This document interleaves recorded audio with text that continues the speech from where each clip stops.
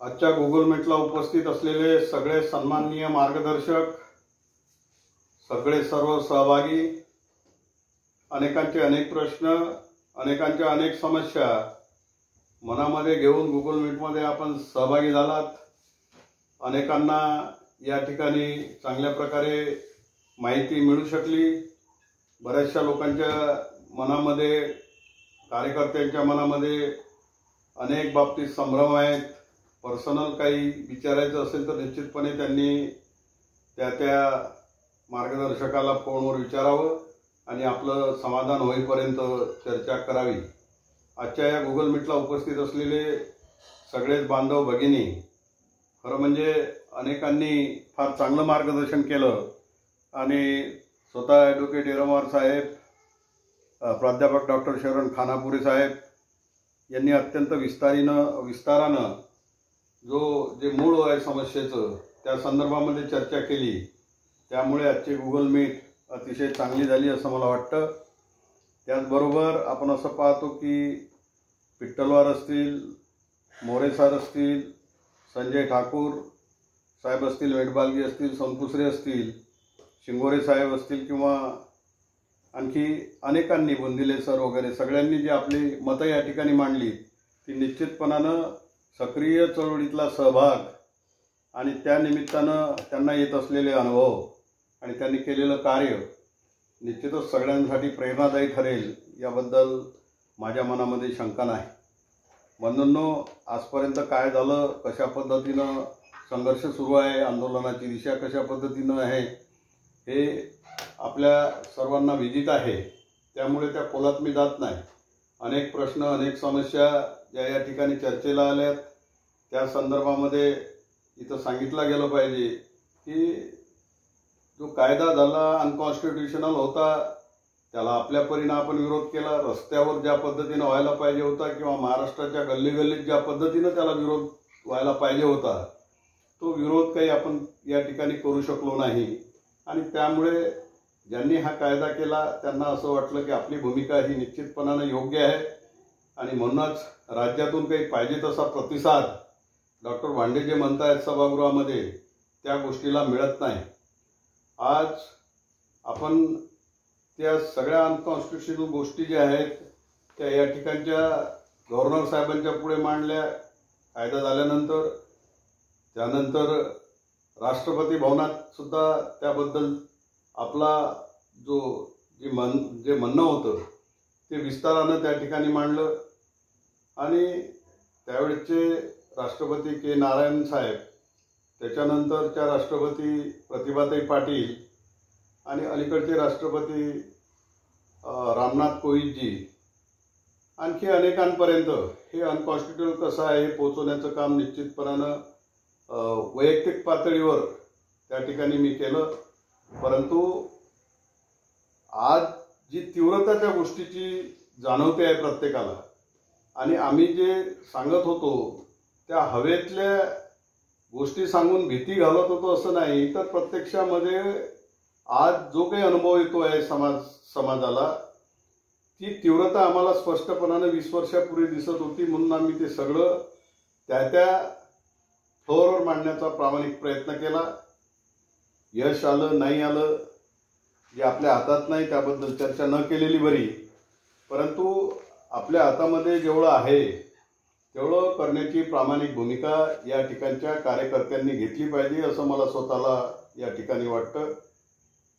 जनगणनेच्या संदर्भामध्ये सामाजिक लेवलवर अनेक अडचणी, अनेक प्रश्न या ठिकाणी चर्चेला गेले। विशेषतः नगर जिल्ह्यामधलं अनेक बांधव जे ट्राईबचे आहेत परंतु कुठंतरी तलावाच्या काठावर, नदी नाल्याच्या ओढ्याच्या काठावर राहतात, कुठं त्याची नोंद नाही, जनगणनेच्या अहवालामध्ये त्यांचा समावेश नाही। त्याच्यामुळे मग राशन कार्ड नाही, आय कार्डच्या दृष्टीनं कुठलं डॉक्युमेंट त्यांच्याकडे नाही, अशा लोकांपर्यंत आमचे तिथले कार्यकर्ते त्यांच्यापर्यंत पोहोचले। त्यांचं मी या ठिकाणी जाहीरपणानं अभिनंदन करतो। अनेक ठिकाणी हे प्रकार आपल्याला पाहायला मिळतात। काही वर्षापूर्वी मुक्ताईनगरमध्ये शेतीवर राहणारे, जमीनदाराच्या शेतीवर राबून काम करणारे, ज्यांचा गावाशी संबंध नाही, जवळपास 300-350 कुटुंबाची यादी माझ्याकडे तिथल्या कार्यकर्त्यांनी दिली. त्यांच्याकडे ना रेशन कार्ड होतं ना कुठली नोंद होती. ते सगळं आपण त्यांना मिळवून दिलं. खरं म्हणजे रूट लेवलवर काम करत असताना समाजाचा शेवटचा घटक जो आहे त्यांच्यापर्यंत पोहोचून त्यांना न्याय देण्याची भूमिका जोपर्यंत आपला कार्यकर्ता करणार नाही तोपर्यंत त्याच्या संदर्भामधला त्याच्या संघटनेच्या संबंधात विश्वास काही या ठिकाणी निर्माण होऊ शकत नाही. आणि तो विश्वास निर्माण करायचा असेल, तो जनाधार निर्माण करायचा असेल तर तुम्ही त्यांच्यापर्यंत पोहोचलं पाहिजे.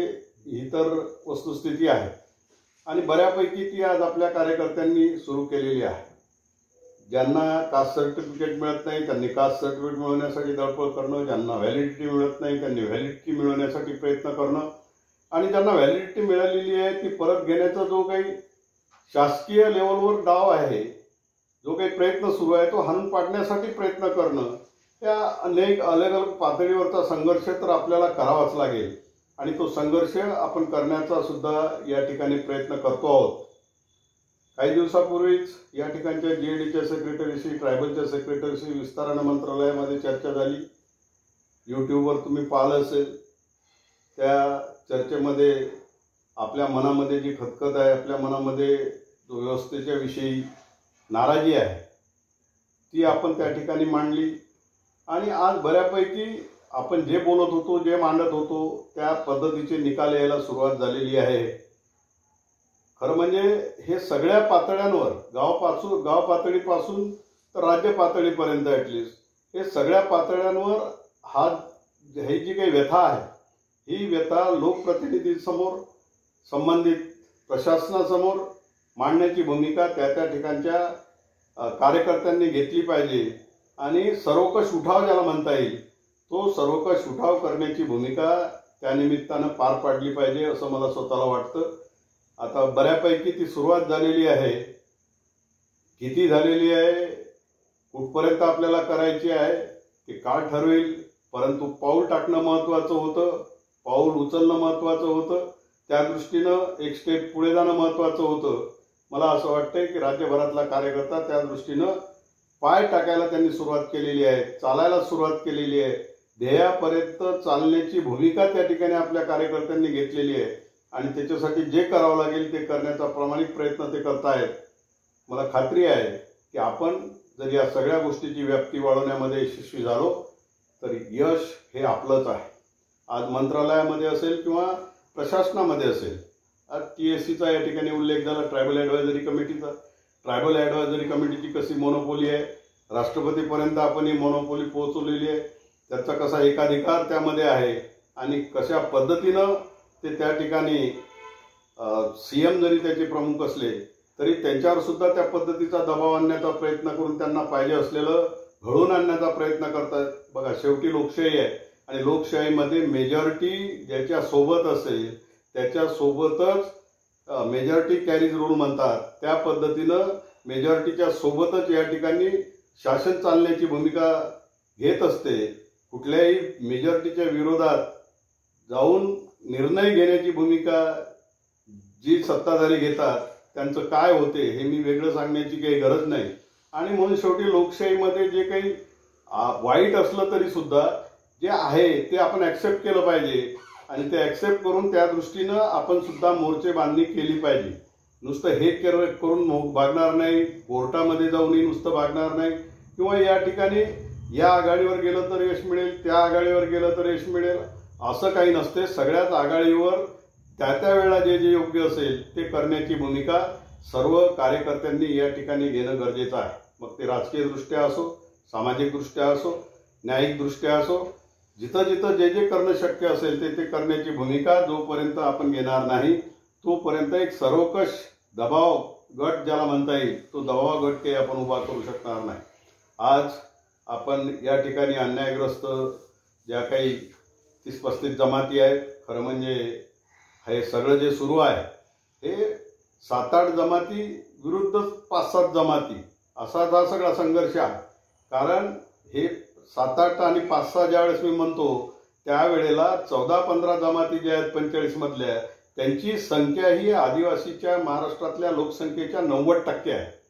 त्याच्यामुळे वरच्या 10% असणाऱ्या ज्या उर्वरित जमाती आहेत, ज्या 30-35 उर्वरित जमाती आहेत, ज्यांचं अस्तित्व या राज्यामध्ये आहे परंतु त्याची दखल घ्यावी इतपत त्यांचं संख्याबळ नाही, अशा ज्या जमाती आहेत त्याबद्दल तर आज विचार करणं सुद्धा कोणी महत्त्वाचं आहे असं मानत नाही. परंतु जिथं संख्या आहे, संख्याबळ आहे, लोकशाहीमध्ये प्रभाव टाकण्या इतकं संख्याबळ ज्या समूहाकडे आहे त्या समूहाची संख्या विचारात घेऊन त्यांच्याकडे त्या दृष्टीनं पाहिल्या जाते. काही दिवसापूर्वी सीएम साहेबांसोबत बैठक झाली, सेक्रेटरी साहेबांसोबत बैठक झाली. आता त्यामधून काय होईल? अनेक बैठका, अनेक आंदोलनं, अनेक निवेदनं. अगदी आपले पवार साहेब मुख्यमंत्री या राज्याचे होते त्यावेळेस पासून तर त्याच्यानंतर अनेक मुख्यमंत्री आले, सगळ्यांसमोर आपण आपलं रडगाण ठेवलं. परंतु हे होत असताना सुद्धा सर्वकष नाराजी राज्यभरातून जी उफाळून यायला पाहिजे होती, महाराष्ट्राच्या गल्लीबोळातून उफाळून यायला पाहिजे होती या अन्यायग्रस्त आदिवासींच्या वस्तीपाड्यातून, ती उफाळून काही आलेली नाही. आणि ती उफाळून जर यायची असेल तर त्या कार्यकर्त्याला त्या शेवटच्या घटकापर्यंत पोहोचलो पाहिजे, त्याच्यामध्ये ती जागृती केली पाहिजे. केवळ नोकरदार अडचणीत आहेत, केवळ या ठिकाणी खावटीचं अनुदान मिळत नाही, केवळ या ठिकाणी विद्यार्थ्यांना शिष्यवृत्ती मिळत नाही, हे तर त्याचे वेगवेगळे भाग आहेतच. परंतु सर्वकष अन्याय का होतो? तर अन्याय याकरता होतो की राज्यकर्त्यांना सुद्धा माहीत आहे की जे आपल्या सोबत आहेत त्यांना डावलून जे सोबत नाहीत किंवा जे सोबत आहेत किंवा नाहीत हेही क्लिअर नाही या राज्यात, त्यांच्यासाठी काम करून आपली सत्ता अडचणीत आणण्याचं शहाणपण कोणताही राज्यकर्ता करत नाही. त्यामुळे हे सगळं समजत असून सुद्धा डोळे बंद करण्याची भूमिका आणि त्या लेवलवर, त्या पातळीवर ज्या पद्धतीनं पाहिजे त्या पद्धतीनं मांडणी करण्याची भूमिका सुद्धा आजपर्यंत पाहिजे त्या मोठ्या प्रमाणात मांडली गेली नाही असं मी म्हणणार नाही. अनेकांनी आपापल्या पद्धतीनं प्रयत्न केलेत, नाही असं नाही, परंतु त्या पद्धतीनं फार मोठ्या प्रमाणात मांडल्या जायला पाहिजे होती. ती आज त्याची सुरुवात झालेली आहे असं मला स्वतःला वाटते. तेव्हा बाकीचे जे किरकोळ वाद आहेत, काहींना असं वाटते की बाबा अनेक गट आहेत, अनेक तट आहेत, अनेक संघटना आहेत, असू द्या, काय फरक पडते? मला हे सांगा, ज्यांना आरक्षण पाहिजे त्यांचे किती गट आहेत? जे आरक्षणासाठी लाखाचे मोर्चे काढतात त्यांचे जिल्ह्यामध्ये किती गट आहेत? तुम्हाला माहित आहे, सगळ्यांना माहित आहे. एक संघ, एकत्रितपणा हा कुठल्याच समूहामध्ये नसतो, हे वास्तव तुम्ही मान्य केलं पाहिजे. त्या एका कॉमन कॉजसाठी ज्या वेळेला मेजॉरिटीनं लोक त्या समूहातले एकत्र येतात त्यावेळेला त्या समूहाचं म्हणणं, त्या समूहाची मांडणी या ठिकाणचे राज्यकर्ते मान्य करत असतात. ही वस्तुस्थिती आहे. तुम्ही म्हणाल की 100 संघटना आहेत, मग आणखी 5 वरच्या संघटना तर परत आणखी तयार झालेल्या आहेत, त्याने काही फार फरक पडत नाही. जी संघटना सर्वकष आहे, सर्व समावेशक आहे, त्या संघटनेची केलेली मांडणी राज्यकर्ते सुद्धा विचारात घेतात. हा माझा अनुभव आहे. आणि आदिवासींच्या संदर्भामध्ये, या ठिकाणच्या अन्यायग्रस्त विशेषतः आदिवासीच्या संदर्भामध्ये या ठिकाणी अनेक गट आहेत, अनेक तट आहेत, आपण कधी एकत्र येत नाही. ह्या ज्या गोष्टी वास्तव आहे त्याच्यात नाही असं कोणी नाकारत नाही. जे आहे त्याचं काही फार भाऊ करण्याचं कारण नाही, त्या संदर्भामध्ये फार डोक्याला ताण देण्याचं सुद्धा काही गरज नाही. जी गोष्ट आपल्या हातामध्ये नाही त्याच्यामध्ये बदल घडवून आणणं आपल्या हातामध्ये नाही. आपल्या हातामध्ये एवढंच आहे की जो काही योग्य मार्ग आहे तो मला कळतो, म्हणजे स्वतःला त्याला असं वाटतं कार्यकर्त्याला त्या मार्गाने जाण्याची भूमिका प्रत्येकाने जर घेतली तर मग आजूबाजूला काय होते याचा फार विचार करण्याची काही गरज आहे असं मला स्वतःला वाटत नाही. तेव्हा असू द्या किती संघटना, असू द्या किती गट तट, हे गट तट असतात. लोकशाहीमध्ये ते प्रकर्षानं समोर येतात. एकही समाज असा नाही ज्याच्यामध्ये अनेक गट आहेत, अनेक तट आहेत. इव्हन जे आपल्यावर अन्याय करतात असं आपल्याला वाटते त्यांच्यामध्ये सुद्धा अनेक गट आहेत. गावागावामध्ये आहेत, गल्लीगल्लीमध्ये आहेत, पाड्यापाड्यामध्ये आहेत, वस्तीमध्ये आहेत. तरी कॉमन कॉज ज्या ठिकाणी येते, जिथं समाजाचं अस्तित्व पणाला लागण्याची वेळ ज्या वेळेला येते त्यावेळेला ही सगळी माणसं एकत्र येतात, मेजॉरिटीनं माणसं एकत्र येतात. आणि मग त्यावेळेस तो विचार होत नाही की अमुक गावातला तो टिकमजी सहभागी होत नाही, तो विरोधात आहे, त्या पाड्यातला तो आपल्या सोबत नाही, तो विरोधात आहे. जे येतील ते आपले, या पद्धतीनंच त्या ठिकाणी त्या संघटनेचं काम चालते, त्या आंदोलनाचं काम चालते आणि त्या पद्धतीनंच ते काम चाललं पाहिजे आणि त्या पद्धतीनंच ते चालेल. त्याच्यामुळे फार जास्त या संदर्भामध्ये सुद्धा कार्यकर्त्यांनी भाऊ करण्याचं काही कारण नाही.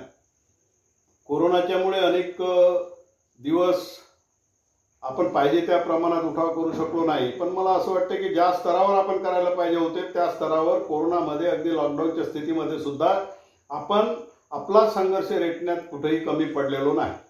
आज जे काही होते आहे ते आपण अनेक दिवसापासून जो संघर्ष करतो आहोत त्याचंच हे फळ आहे. बघा, आपली मांडणी सातत्याने एका ठिकाणी आजही मला फार शून्य अशी आहे असं वाटते. मीडियाच्या माध्यमातून जो उठाव आपला व्हायला पाहिजे होता, प्रिंट मीडिया असेल, इलेक्ट्रॉनिक मीडिया असेल, प्रोपोगंड्याला फार अनन्यसाधारण महत्त्व लोकशाहीमध्ये आहे. बाकीचे लोक जे आपली मतं बनवत असतात ती चार लोकांचं ऐकूनच मतं बनवत असतात. प्रत्येक व्यक्ती काही प्रत्येक मुद्द्यावर स्वतः अध्ययन करून, मनन करून, चिंतन करून आपलं मत बनवत नाही. तेव्हा या प्रोपोगंड्याला अनन्यसाधारण महत्त्व लोकशाहीमध्ये आहे. अगदी बोबेल्स नीती तुम्ही वापरा, चुकीचा प्रोपोगंडा करा असं माझं म्हणणं नाही, परंतु जे योग्य आहे, आपल्या दृष्टीने जे योग्य आहे त्याचा प्रसार आणि प्रचार ज्या ताकदीनं व्हायला पाहिजे त्या ताकदीनं करताना कार्यकर्ता आजही जिल्ह्यामध्ये दिसत नाही. ही वस्तुस्थिती आहे. कसं करायचं, काय करायचं, आता तो या ठिकाणी बोलण्याचा विषय नाही, परंतु मला असं वाटतं की कार्यकर्ते एवढी अनभिज्ञ या सगळ्या बाबतीत नाही की त्यांना हे सगळं कळत नाही. ते त्यांनी करावं, ते करणं गरजेचं आहे म्हणून करावं आणि ते जेवढ्या मोठ्या प्रमाणावर कराल, जेवढ्या मोठ्या प्रमाणावर ओरड त्या दृष्टीनं होईल त्या दृष्टीनं उद्याचा न्याय हा सोपा होईल. शेवटी या ठिकाणची ऍडमिनिस्ट्रेशन असेल किंवा या ठिकाणची ज्युडिशियरी असेल, तिथं बसलेली सगळी माणसंच आहे आणि ही बाहेर काय सुरू आहे समाजामध्ये, या ठिकाणी कशा पद्धतीनं सगळी वाटचाल होते आहे, समाज मनामध्ये कशा पद्धतीचे विचार उठतायत, काय होते, या सगळ्याचा कळत न कळत परिणाम त्या चेअरवर बसणाऱ्या माणसाच्या मनावर होतो आणि त्यामधून त्याच्या मताची मांडणी तो करत असतो आणि एकदा त्याचं मत त्याच्या दृष्टीनं योग्य आहे असं त्याला वाटलं तर मग मात्र जो गैरसमज बनतो आपल्या बाबतीतला आणि विरोधकांना जो समज वाटतो हा दृढ झाल्याशिवाय राहत नाही. तो होऊ द्यायचा नसेल तर हे सगळा प्रसार प्रचाराची धुरा जिल्ह्यामध्ये, तालुका स्तरावर जे काही कार्यकर्ते असतील त्या दृष्टीनं ज्यांना इंटरेस्ट आहे, काम करण्याची इच्छा आहे, मीडियाच्या क्षेत्रामध्ये, माध्यमांच्या क्षेत्रामध्ये, त्यांच्यावर ही जबाबदारी सोपवा आणि जाणीवपूर्वक हे सगळं झालं पाहिजे. पुढच्या काळामध्ये फार मोठ्या प्रमाणात झालं पाहिजे. अरे ज्यांच्याकडे काही मटेरियल नाही ते खोट्या नाट्या गोष्टी पेरून सुद्धा तुम्ही कसे बोगस आहेत, जातचोर आहे, कसे तुम्ही आमची लूट केली वगैरे वगैरे काय म्हणजे रसभरीत वर्णन करून ते सगळं मांडत असतात आणि आपल्याकडे एवढं सगळं मटेरियल असताना सुद्धा आपण पाहिजे त्या प्रमाणात काही ते फोकस आपल्यावरचे अन्याय करू शकलो नाही. त्यामुळे सुद्धा हा अन्याय आहे. म्हणून एक गोष्ट लक्षात ठेवा, ही काही शेवटी व्यक्तिगतरित्या प्रत्येक जण करावं अशी बाब नाही. जिथं सामूहिकदृष्ट्या आपल्याला करावं लागते तिथं सामूहिकदृष्ट्या या गोष्टीचा विचार झाला पाहिजे. मग तो गाव पातळीवर असेल, तो वस्ती पातळीवर असेल, त्या ठिकाणी तालुका पातळीवर असेल किंवा जिल्हा पातळीवर असेल, काही जाणकार या क्षेत्रामधल्या लोकांनी एकत्र बसावं, या सगळ्या गोष्टीवर गंभीरपणाने विचार करावा आणि त्याचं प्रतिबिंब या ठिकाणच्या मीडियामध्ये उमटावं एवढी किमान माझी अपेक्षा आहे. आणि म्हणूनच मी आज बोलतो, मंत्रालयात कुठल्या पद्धतीनं कसा संघर्ष करायचा त्याचा फार तुम्ही विचार करण्याची काही गरज नाही. या ठिकाणी मंत्रालयामध्ये ज्या पातळीवर जेवढा विचार करणं शक्य असेल, जेवढा संघर्ष करणं शक्य असेल, इव्हन म्हणजे मुख्यमंत्र्यांपासून तर या ठिकाणच्या राष्ट्रपतीपर्यंत, तो फार योग्य पद्धतीनं अगदी 20 वर्षापासून ज्या दिवशी या कायद्याची मांडणी विधानसभेत झाली त्या दिवसापासून योग्य पद्धतीनं सुरू आहे. त्याचे डॉक्युमेंट, एव्हिडन्सेस सगळे आजही राष्ट्रपती भवनात सुद्धा तुम्हाला पाहायला मिळतात. त्याच्यामुळे तिकडे तुम्ही डोकं चालवण्याचं काही फार काम आहे असं मला वाटत नाही. डोकं चालवण्याचं काम नाही म्हणजे योग्य आहे की अयोग्य आहे त्याच्यावर कॉमेंट आपण नक्की करू शकता, परंतु एवढं सगळं सुरू असताना सुद्धा जिथं आपण त्या विचाराची मांडणी करून ते जनमानसात पोहोचावं लागते तिथं मात्र आपण शून्य आहोत.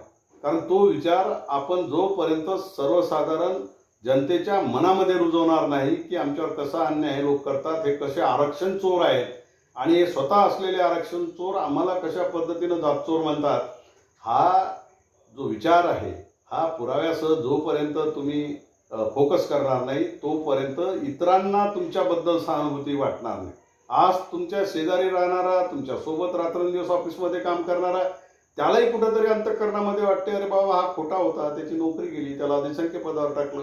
म्हणजे ज्याच्यासमोर तुम्ही इतके वर्ष काम केलं, तुमचा अगदी जीवस्य कंठस्य सहकारी म्हणून त्याच्यासोबत तुम्ही वावरले, तो तुमच्यासोबत वावरला, त्यालाही तुमच्याबद्दल सहानुभूती वाटत नाही, बोलत नाही, पण त्यालाही असं वाटते कारण त्याचं मत हे इतर माणसं तुमच्यावर अन्याय करणारे जे बोलतात त्यामधून त्याने बनवलेलं असते. तेव्हा बाकी फार जास्त विचार न करता TRTIला काय करायचं किंवा मंत्रालयात काय करायचं या ठिकाणच्या, हे बघा मंत्रालयात TRTIमध्ये फॉर्मॅलिटी म्हणून त्यांच्यापर्यंत जावं लागते, त्यांना हे सगळं समजून सांगावं लागते, त्यांना कळत नाही अशातला भाग नाही. कुठलाही अधिकारी त्या चेअरवर बसलेला त्याला हे सगळं कळत नाही असं समजण्याचं काही कारण नाही. परंतु त्यांच्या नियुक्त्याच त्याच्यासाठी झालेल्या आहेत. माझा तर स्पष्ट आरोप आहे. माझा स्पष्ट आरोप असा आहे की TRTIमध्ये बसलेली माणसं ही कसलं संशोधन करतात, तर त्यांचा एक कलमी कार्यक्रम आहे की या राज्यामधले जे 76 पूर्वीचे होते त्यांना आपण त्यांचे सगळे हितरक्षण केलं पाहिजे आणि 76 नंतर जे आलेले आहेत त्यांना कुठल्याही मार्गाने त्यांना खोटं ठरवून यामधून काढलं पाहिजे. पण काढत असताना एक खबरदारी घेतली पाहिजे की त्यांची संख्या तर वेगळी होता कामा नये. ती संख्या तर आपल्याला हवीच आहे, कारण त्या संख्येच्या आधारावरच आपल्याला हे काही 25 आमदार आणि 5 खासदार आणखी काय काय मिळते, ती संख्या तर हवीच आहे. फंड्स मिळतात ते हवेच आहेत, परंतु देताना मात्र हे सगळं आपल्याला मिळालं पाहिजे. एवढंच त्यांचं सो कॉल्ड संशोधन आहे असं म्हटलं तरी हरकत नाही. त्याच्यामुळे कालचे टिकमजी गेले, आजचे रावसाहेब आले, उद्या आणखी काकासाहेब येतील, यांच्यापेक्षा ते बरे, त्यांच्यापेक्षा ते बरे असं समजण्याचं काही कारण नाही. कारण त्यांची सगळी सूत्र ही त्या ठिकाणच्या आदिवासी विकास विभागाच्या हातामध्ये एकवटलेली आहेत आणि आदिवासी विकास विभाग 25 आमदाराच्या इच्छेच्या पुढे काम करत नाही. आणि राज्य सरकार 25 आमदार पाहिजेत आपल्याला, त्याकरता या 25 आमदाराचं लांगून चालवून करावं, त्यांना नाराज करू नये, याकरता आपलं म्हणणं कितीही माना डोलवून म्हणत असतील की तुमचं खरं आहे, तरी त्या दृष्टीनं स्टेप उचलायला तयार नाही. तेव्हा परत फिरून तो विषय लोकशाहीमध्ये राजकारणाकडेच वळतो. काही लोक अगदी असे नाही आपल्याला राजकारणाचं काही घेणं नाही, राजकारणी लोकांशी तर मुळीच घेणं देणं नाही, मग कोण्या बाबाकडे अंगारे लावा, त्याचे हप्ते करा, हा प्रश्न सुटेल. अरे लोकशाहीमध्ये आपण वावरत आहोत. लोकशाहीमध्ये तुम्ही निवडून दिलेले लोकप्रतिनिधी त्या ठिकाणी कायदे बनवतात आणि ते कायदे तुमच्या हिताचे आहेत की नाही, हिताचे नसतील तर ते काढायचे, ते बाजूला करायचे, रद्द करायचे. शेवटी हे करणार कोण? काही कोणी बाबा महाराज करणार नाही किंवा कोणी या ठिकाणी साधू बैरागी करणार नाही किंवा या ठिकाणी कोणता अधिकारी करू शकत नाही.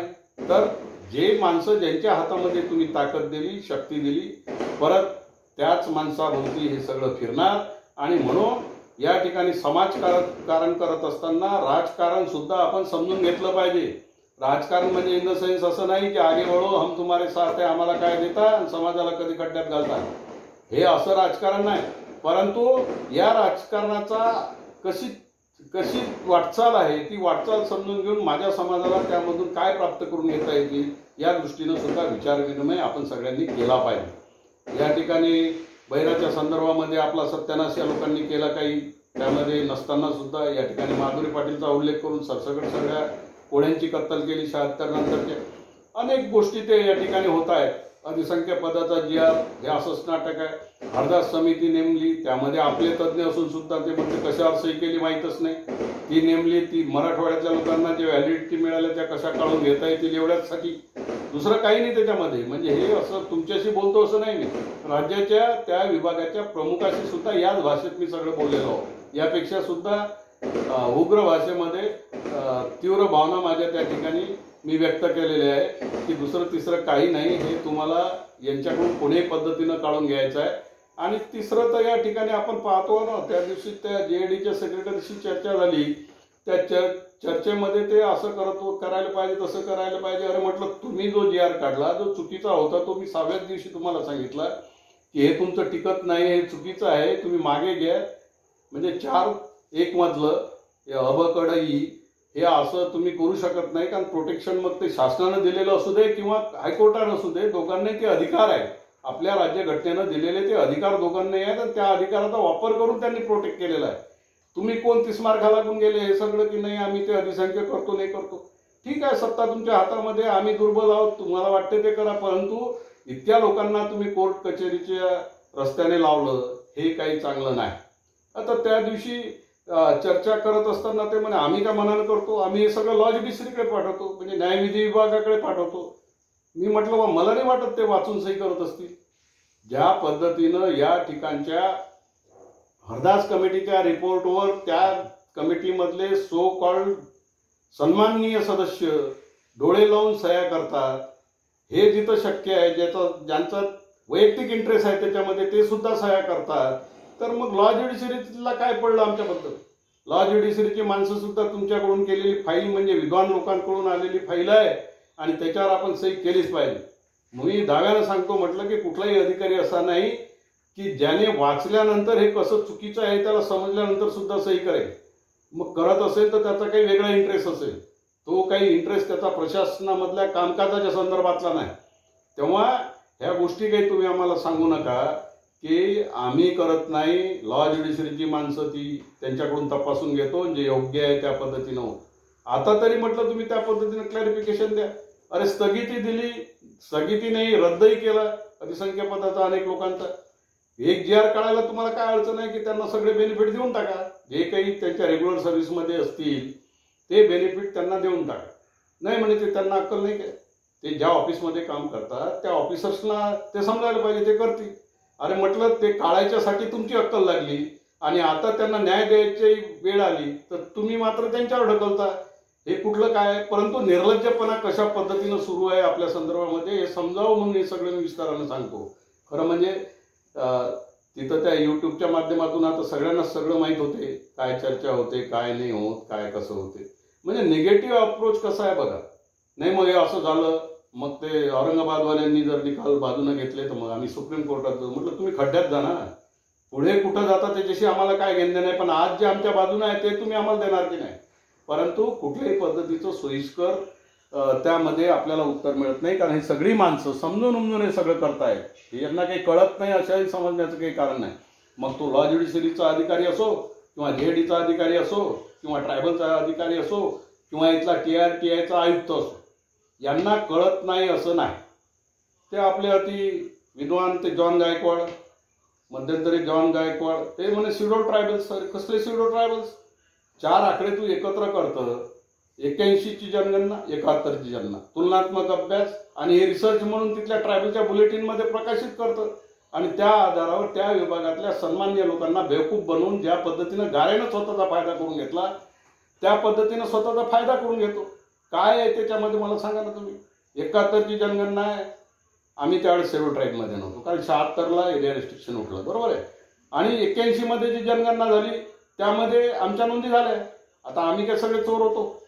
81ची जनगणना झाली, ट्राईबची नोंद करायचा कॉलम ज्या वेळेस त्या जनगणनेच्या याच्यामध्ये आला चार्टमध्ये, त्याच वेळेस आमची नोंद होईल ना.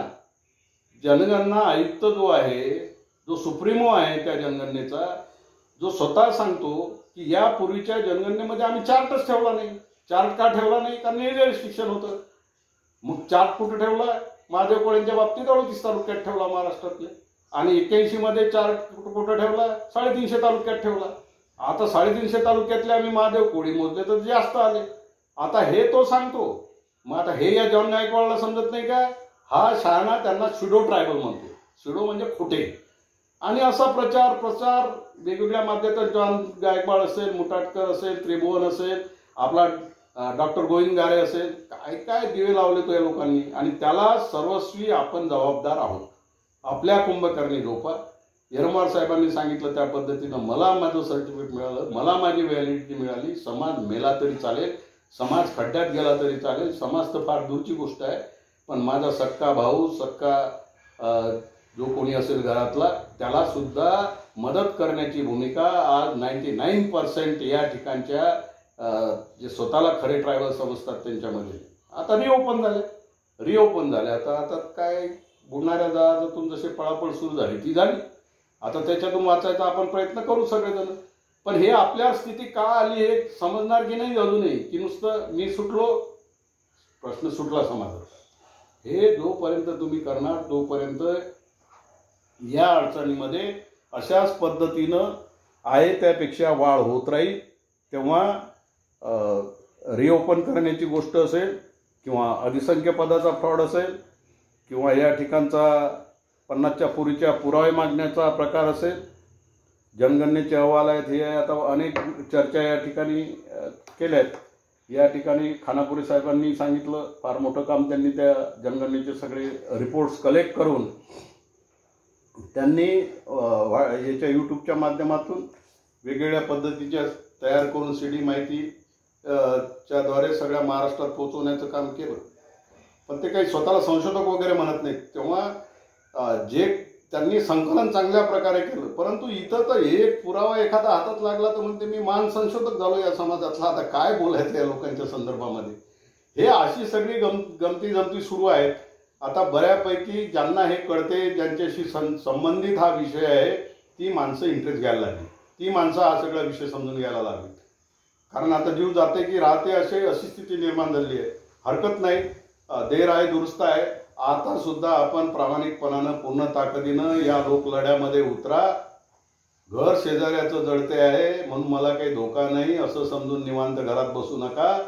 शेजाऱ्याचं जळलेलं घर उद्या त्याच्या ज्वाला माझ्या घरापर्यंत सुद्धा निश्चितपणाने येतील. आणि आज जर मी सहकार्याची आणि त्याला मदतीची भावना ठेवून काम केलं नाही तर उद्या माझी सुद्धा तीच परिस्थिती होईल. निदान याची तरी जाणीव असू द्या प्रत्येकाने. आणि आज ज्या पद्धतीनं काम सुरू आहे त्यापेक्षा या संघटनात्मक कामाचा वेग तुम्ही वाढवा. आम्हाला शक्य आहे तिथं तिथं आम्ही नक्की येऊ. पण आता फार एक दुसऱ्याची वाट पाहण्याची सुद्धा काही गरज नाही. हे ज्या काही बेसिक फंडामेंटल्स गोष्टी आहेत संघटनेच्या दृष्टीनं आणि आपल्या विषयाच्या दृष्टीनं त्या प्रत्येक गुगल मीटमध्ये मी मांडण्याचा प्रयत्न करतो. इथले कार्यकर्ते त्या दृष्टीनं काम सुद्धा करतात. तेव्हा TRTIची मीटिंग असेल, मंत्रालयातली मीटिंग असेल किंवा या ठिकाणी आणखी कुठल्याही स्तरावरच्या न्यायिक प्रक्रियेमध्ये काम करण्याचं या ठिकाणी ठरवलं असेल, त्या सगळ्या आघाड्यांवर आपण निश्चितपणानं आपला वेळ देऊ. आपली संघटना त्याच्या पाठीमागे खंबीरपणानं उभी राहील.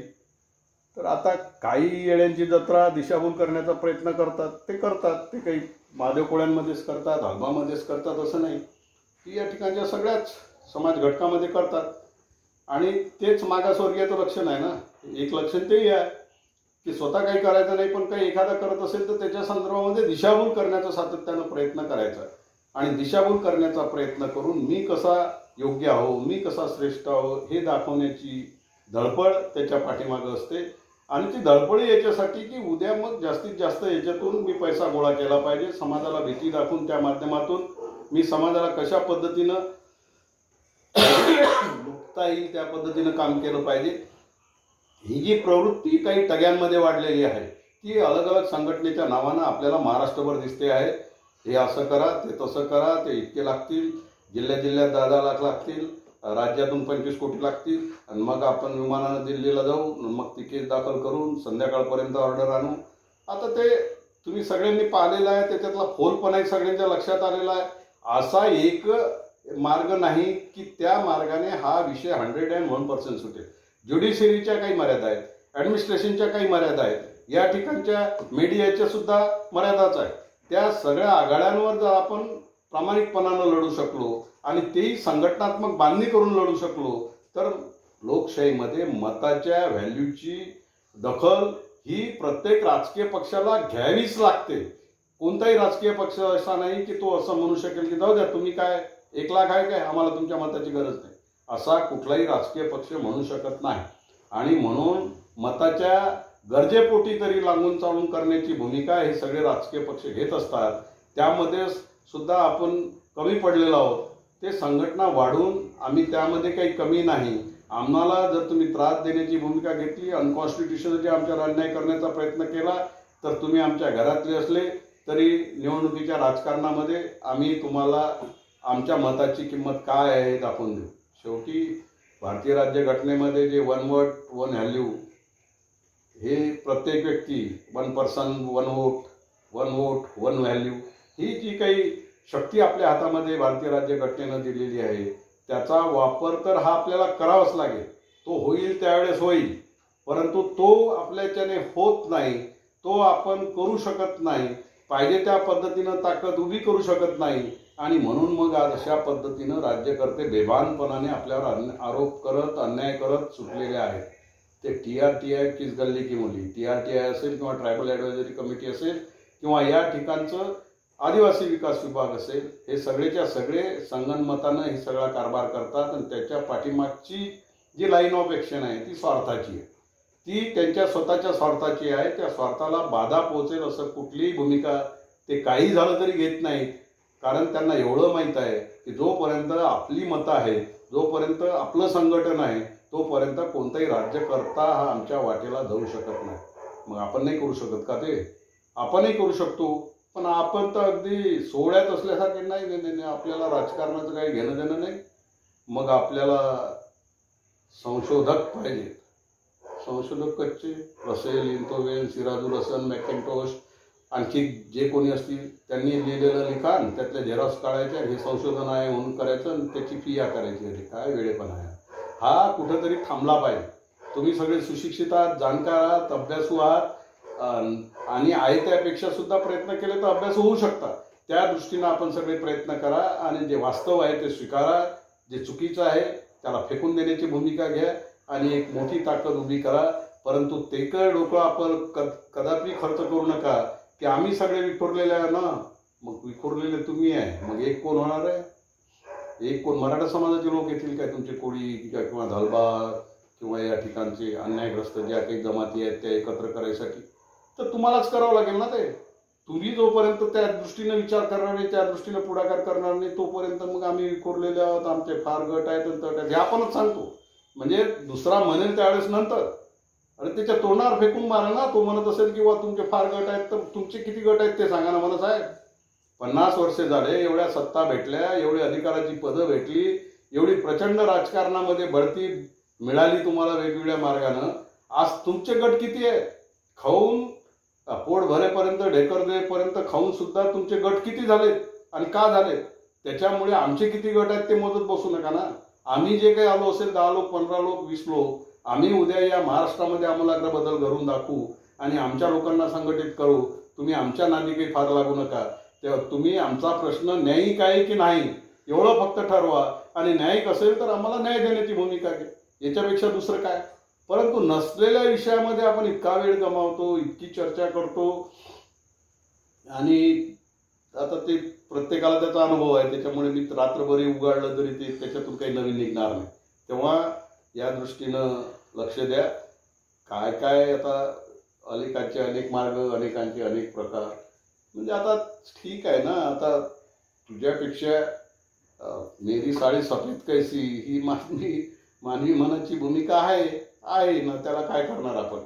परंतु दुसऱ्याला लहान केल्यापेक्षा आपण आपली जी उंची आहे ती वाढवण्याचा प्रयत्न करा ना. कामाच्या माध्यमातून, आपल्या अभ्यासाच्या माध्यमातून, आपल्या मांडणीच्या माध्यमातून तुम्ही निर्णय आणा ना. तुम्ही कशाला विचार करता? तुम्ही निर्णय समाजाच्या हिताचे आणा. डॉक्टर भांडे तुमच्या मागे येतो तुमचा झेंडा घेऊन. मला काही झेंडा मिरवायची आता हौस नाही, प्रामाणिकपणाने तुम्हाला सांगतो. झेंडा तुमचा घेऊन आम्ही खांद्यात झेंडा घेऊन तुमचा निघू. पण तुम्ही फक्त फसवणूक समाजाची करता वेगवेगळ्या संघटनाच्या माध्यमातून. हे डॉक्टर भांडेनं अगदी प्रामाणिकपणानं समजून घेतलेलं आहे आणि सिद्ध करण्याची वेळ आली व्यासपीठावरून तरी सिद्ध करू शकतो. त्यामुळे मग आता मी माझ्या समाजाच्या लोकांना कसं फसू देऊ? आणखी मला काही कोणी फसू शकत नाही किंवा काही आणखी मला बेवकूफ बनवू शकत नाही तुम्ही या विषयावर. तेव्हा तुम्हाला जर करायचं असेल तर तुम्ही काम करा ना, कोण्याही माध्यमातून करा. तुम्ही उद्या न्यायालयातून 4 ऑर्डरी आणून द्या समाजाच्या बाजूनं, आम्ही सत्कार घेऊ जाहीरपणानं तुमचा. पण ते असं होत नसते ना. असं होत नसते की आज कोर्टात गेलं की दुपारपर्यंत ऑर्डरी. त्याच्यात अनेक अडचणी आहेत, अनेक अडथळे आहेत, 4 आंदोलन आहेत केले. आपण मोठा मोर्चा काढला की बघ लागलीच मुख्यमंत्री धावत येतील आणि म्हणतील की सांगा साहेब तुमचं काय काम आहे, आम्ही तुमचं सोडून देतो. मग असं असतं तर जो समूह सत्तेमध्ये आहे त्यांना लाखोचे 57 मोर्चे महाराष्ट्रात कशाला काढावे लागले? पाहिलं ना तुम्ही, मराठा समाजाचे मोर्चे पाहिले, या ठिकाणी धनगर समाजाचे मोर्चे पाहिले. काहीतरी वास्तव जे आहे ते डोळ्यासमोर ठेवा आणि त्या दृष्टीनं प्लस मायनस ठरवा आणि त्यामधून काय आपल्या हिताचं आहे काय अहिताचं आहे त्या दृष्टीने विचार करा. मला असं वाटतं आजच्या गुगल मीटमध्ये बेसिक काही गोष्टी आहेत त्याच्यावर चर्चा झाली. अनेक चांगले विचार या ठिकाणच्या कार्यकर्त्यांनी जिल्ह्यातल्या मांडले. विशेषतः प्राध्यापक शरण खानापुरे आणि आपले एरमार साहेब यांनी सुद्धा महत्त्वाची चर्चा या ठिकाणी केली. पण एक काम आपण केलं पाहिजे ना, गुगल मीटमध्ये आपण आहोत काय 100, 200, 300 आपण प्रमुख आहोत या राज्यामधले त्या भागातले. ही मानसिकता जवळपास सगळ्याच समाजाची झालेली असल्यामुळे काही सोडले तर ते तुमच्याकडे फार विचारपूर्वक तुमचं म्हणणं ऐकतात, तुम्ही काय बोलता कसे वागता. आता मी एक पाहिलं इथं आजच्या गुगल मीटमध्ये 25 नावं एका लाईननं वाचून दाखवते समोरचा, त्या 25 पैकी कोणीच हजर नाही. अरे किती वेळ, 1 तास 2 तास तुम्ही थांबू शकत नाही गुगल मीटला. तुमच्या भवितव्याच्या चर्चेच्या संदर्भामध्ये ही बैठक आहे आणि त्या बैठकीला 2 तास 3 तास द्यायलाही मला वेळ नसेल तर मग कशाला आव्हानाचा सामाजिक कार्य करायचं. मी माझं कुटुंब, माझा संसार, माझं कामधंदा याच्यातच द्यायचा ना पूर्ण वेळ आपल्याला जे आवडते ते. तेव्हा यापुढे मेहरबानी करून ते करू नका. अनादानानं होत असेल पण ह्या गोष्टी चांगल्या नाही. एकदा त्यांनी नाव घेतल्यानंतर आपण तिथं असलं पाहिजे. त्या 2 तासात 3 तासात आपली ती बांधिलकी आहे की आपण आपलं नाव तिथं देतो विचार मांडण्यासाठी, तर आपलं नाव आल्यानंतर आपण तिथं बोललं पाहिजे. तर इथं काय ऐकायला येते, नाव घेतलं तर नाही ते नाही पुढचं, ते नाही पुढचं, ते नाही पुढचं. अरे काय चालवलंय. मग आता इथं जर एवढ्या सोप्या सरळ आणि कमी कष्टाच्या कामामध्ये आपण आपला वेळ देऊ शकत नसेल तर उद्याची आंदोलनं कशी होतील लाखाची. उद्याची आंदोलनं, उद्याचा संघर्ष हा तर जीवघेणा संघर्ष असेल. त्या संघर्षामध्ये तर आपण कुठं दिसणारही नाही त्यामध्ये कुठं आहोत. तेव्हा ही मानसिकता बदलण्याचा प्रयत्न करा. आपलेच सगळे आहेत, आपले सहकारी आहेत, त्यांना सगळं समजावून सांगा. आणि उद्या गुगल मीट होत असताना त्या नावं, समोरचा नाव काही तसे मनानं घेत नाही की कोणी दिसलं किंवा तुम्ही बोलता गाव, तुम्ही बोलता गाव. त्यांना असं वाटतं की तुमचे विचार महत्वाचे आहेत आणि तुम्हालाही ते मांडायचे असतात म्हणून तुम्ही सहभागी होता. तर पुढच्या वेळा निदान ठीक आहे ना, 1%, 2% नसतील हे समजू शकतो, पण फक्त 1%, 2%च असतात आणि बाकीचे सगळे काय. तर उशीर झाला, किती उशीर झाला, अर्धा तास, मग कशाला सहभागी होता. करू द्या ना, ज्यांना वेळ आहे त्यांना. तेव्हा यामध्ये बदल झाला पाहिजे.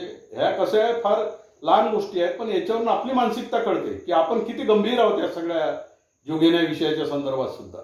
तेव्हा त्या दृष्टीनं सुद्धा सुधारणा झाली पाहिजे. आयोजकांना, या ठिकाणच्या देवकते सरांना, प्रशांत तराळेला निदान विषय मांडायचा, कोण्या मुद्द्यावर काय, किती वेळ पाहिजे, हे सगळ्या गोष्टीचं करूनच थोडं गुगल मीटचं आयोजन करत चला आणि ते होईल. बऱ्यापैकी लोकांना आपली मतं मांडायची असतात, काही नवीन विचार येतात, नवीन माहिती या निमित्तानं मिळते. तेव्हा ते लोक समोर आले पाहिजेत. ही त्यामागची भावना असल्यामुळे मला एवढं जास्त बोलावं लागलं. तेव्हा आपल्या सर्वांचे आज उपस्थित झालेल्या लोकांचे सर्वांचे आभार मानतो. TSCच्या संदर्भामध्ये ज्या काही मीटिंग घ्यायला पाहिजेत, राज्यपाल आहेत, मुख्यमंत्री आहेत किंवा जे काही संबंधित आमदार आहेत, आता तिथं तर असं आहे ना की एकमेकाच्या विरोधात विषय असल्यामुळे वर्ष त्याची मीटिंगही होत नाही. ही वस्तुस्थिती आहे ना राज्यातली. तेव्हा कोणी गंभीर नाही, ज्याच्या हातात पडेल त्याने घेऊन पडायचं, या पद्धतीचं हे सगळं सुरू आहे. तेव्हा आपण सुद्धा फार जास्त हे झालं तर होईल, ते झालं तर होईल, ते झालं तर नक्कीच होईल असं काही नाही. सर्व आपल्या बाजूनं कशा पद्धतीनं करता येईल आणि होत नसेल तर कशा पद्धतीनं मग त्या दृष्टीनं संघर्ष करावा लागेल, या सगळ्या गोष्टीचा सांगोपांग विचार करूनच या सगळ्या लढ्यामध्ये उतरावं, एवढी पुन्हा एकदा सर्वांना विनंती करतो. आणि कार्यकर्त्यांनी आज जो वेळ दिला, मी सगळ्यांचे आभारी मानतो.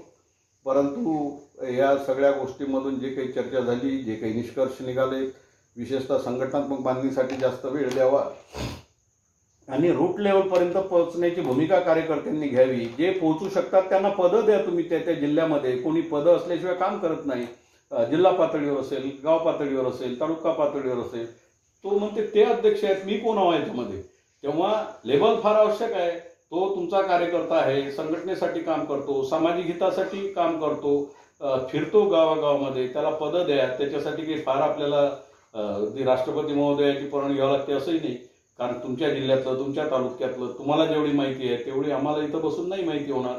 तेव्हा हे बारीक सारीक गोष्टी जरी दिसत असल्या तरी याचा एक अनन्यसाधारण महत्व आहे. त्याची व्याप्ती वाढवा, त्याचं जाळं सगळ्या महाराष्ट्रभर आज विणलेलंच आहे. ते जाळं आणखी घट्ट कसं होईल त्या दृष्टीनं प्रयत्न करा एवढी सर्वांना विनंती करतो आणि माझे लांबलेले 2 शब्द संपवतो. जय हिंद, जय आदिवासी.